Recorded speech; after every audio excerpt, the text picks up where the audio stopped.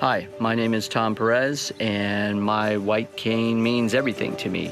It allows me to traverse terrain from sidewalks, roads, to the hills behind me. I'm Gail Rowe, and I just love my white cane. I take it everywhere with me, whether it is walking down the sidewalk, across streets. I just couldn't do it without my white cane. It's become my eyes, and it gives me my security to go out and be on my own and do things on my own and not be trapped. The white cane for me is Gandalf is in Lord of the Rings, feeling secure and being able to hold my own. The long cane is the best friend you will ever have. As you know, if you're on concrete, asphalt, snow, ice, it will kill you and help keep you safe. My white cane is my third leg. It helps me with my balance, and it helps me get around. And that's what my white cane means to me. And then also to have others be aware of my condition, being visually impaired. I'm glad this White Cane Day is being celebrated, as this creates an awareness that the right of way should be given to someone using a white cane. What does a white cane mean to me? It means a lot. It gave me freedom to meet people. It gave me a self-confidence when I use it, because I know then that people understand and help me when I need help. This is a great day to celebrate our White Cane Day, and congratulations to all of you that have joined me and all of you that use the white cane.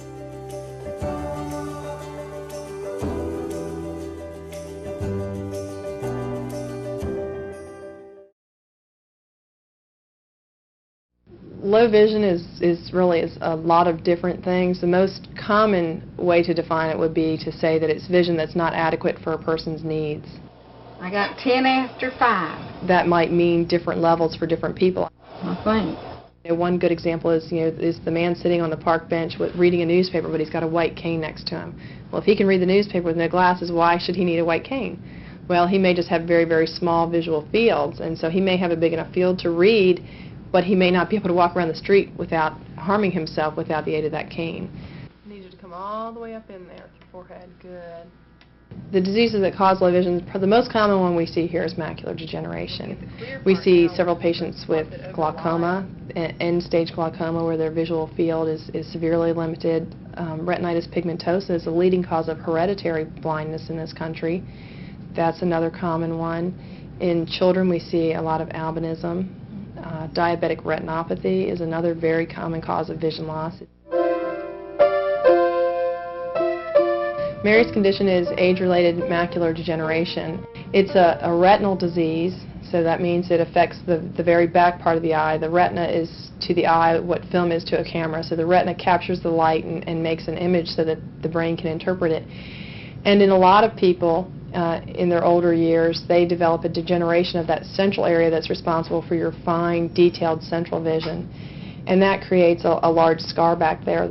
A lot of patients with central vision loss will actually look off to the side of what they're trying to look at, because that moves the scar out of the way and lets the image fall in the healthy part of their retina and lets them see it in greater detail than they could looking through the scar.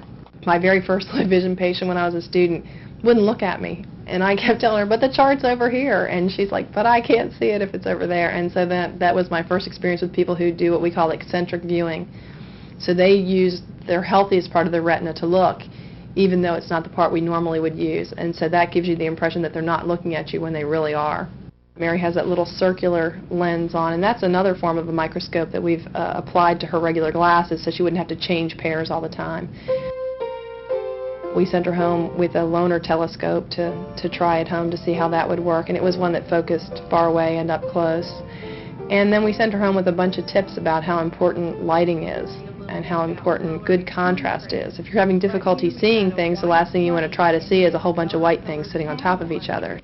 Does that help you see the plate easier? The importance of seeing a low vision specialist is that a lot of doctors don't offer the same degree of vision rehabilitation that a low vision specialist does. In a low vision exam, that doctor has a lot of low vision devices stocked, and they have special tests for evaluating the needs of people with low vision. And have staff that are trained to work with people with low vision. So I can read the fourth line there. it's nothing more frustrating to me than the patient who comes to see me for a low vision eval, and I set them up with a pair of microscopes or something, and they're able to read again, and they're like, why didn't somebody tell me this 10 years ago? I have no idea why nobody told them this 10 years ago. What they usually tell me is my doctor said nothing could be done, but they didn't tell me about you. Priscilla, let me orient you to our display case so you can get a better idea of the selection that we have. Down here to my right, your left, are the lighted magnifiers, and all those round lenses there are different interchangeable heads. All you need to do is get a battery supply, and then you can change the heads on it depending on what magnification you need. And they range from about 2.5 up to 15. And over here, to my left, your right, are the magnifiers called pocket magnifiers. And we have several different varieties of those. We have several strengths, and we have several different sizes. Some are more compact than others. Some will fold up. And then on the top shelf here, these are all distance devices. We have monoculars, and we have prism glasses, and things that will improve your distance work. A lot of people like the magnifier that they would lay flat on the paper because then they don't have to worry about their hand shaking or losing their place.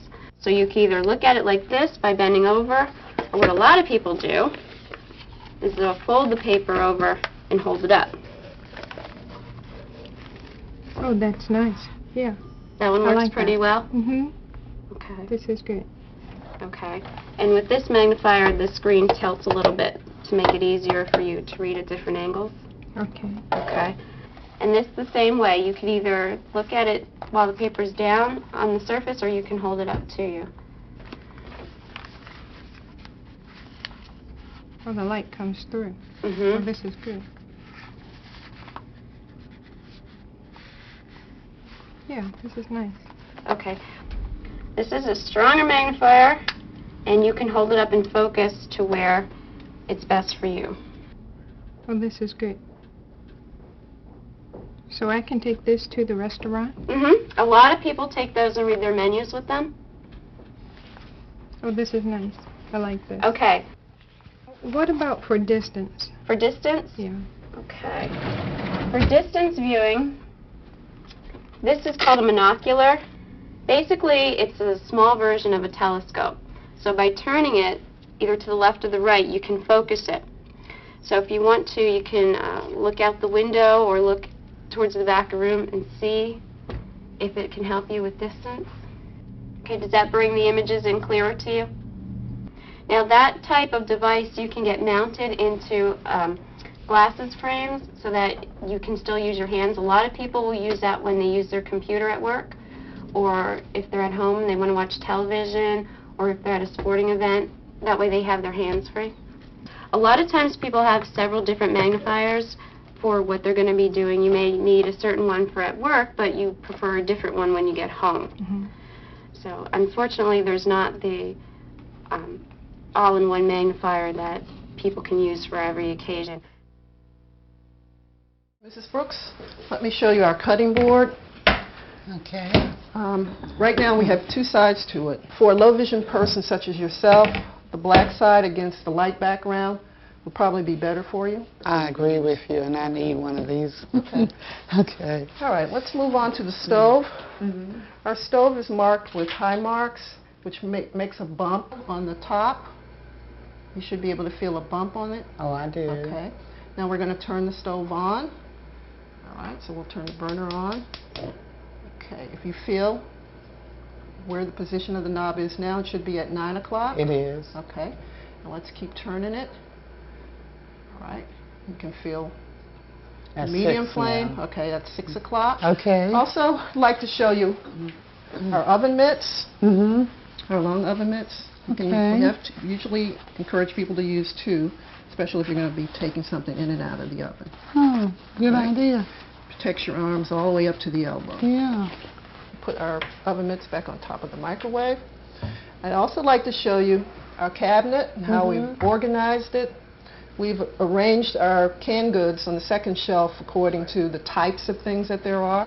On our first shelf, we have our spices and seasonings, and we've labeled them using Braille. Okay. And if you want to check that out, that should be curry powder. I know you started using your Braille skills. Oh, yes. Okay. Good thing I learned some Braille. Good. We also have our microwave.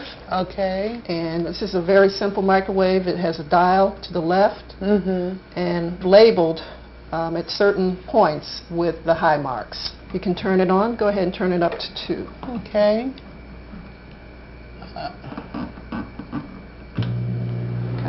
We also have labeled 5. And usually you're using it to warm things up, so that should fit your needs perfectly. Okay? All right. Good. Okay, Mrs. Brooks, this is our washer and dryer on the right side of our panel here. Okay. Now, on the very edge of the knob, you should feel high marks. I feel 2 bumps there, one on the dial and one on the actual setting. Then we have the center where we have the water level. Okay. Okay, and then we have the temperature of the water. Okay. Mrs. Brooks, I'd like to demonstrate to you our self-threading needle. Okay. You have in front of you a needle in a piece of cork that's attached to a wooden base. Okay. At the top of the needle is an opening where you'll bring your thread across, and let's have you try it. Okay. And there's an opening there. If you bring your thread right across and bring it down, you should hear it snap into place. I just heard it. Okay, good job. Oh, what a marvelous invention. I want to show you some other things. Now, I know you take medication for your diabetes. Yes. So a good way to organize it is to use one of these pill organizers. All right. This particular one has some raised letters as well as the Braille for the 7 days of the week. Each day, and you're set. Great. Okay. These are organizers and labelers. They're different types of plastic fruits or vegetables or meats. And the whole idea is that you can use these. Say you want to put label your can here. Okay. If that was a can of tomatoes, you would place it on top of your can. Good identification. And it'll stick right there. You put it in the cabinet and you're set. Yeah. Okay? Okay. Good. Now, hold on to this cup. Okay. I'm going to insert this liquid level indicator on the side of it. Okay. So hold on to your cup, and as you pour some water, I want you to pour it into the cup. All right? I hope I don't go Let's over see the what top. happens. I don't think that'll happen. There you go. Amazing. Yep, you'll have that sound, that buzzing sound. Will go off as soon as the water reaches the level or whatever liquid that you have in that cup Another good reaches it. invention. Oh. And one last thing that we have is